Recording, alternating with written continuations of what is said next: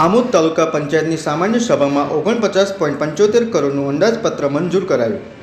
આમોદ તાલુકા પંચાયતની 20મી માર્ચના રોજ સામાન્ય સભા તેમજ બજેટની સભાનું આયોજન કરવામાં આવ્યું હતું, પરંતુ સામાન્ય સભા બોલાવનાર ખુદ અધ્યક્ષ તેમજ ભારતીય જનતા પાર્ટીના ચૂંટાયેલા સદસ્યો હાજર ના રહેતા કોરમ નહીં મળતા સભા મુલતવી રાખવામાં આવી હતી।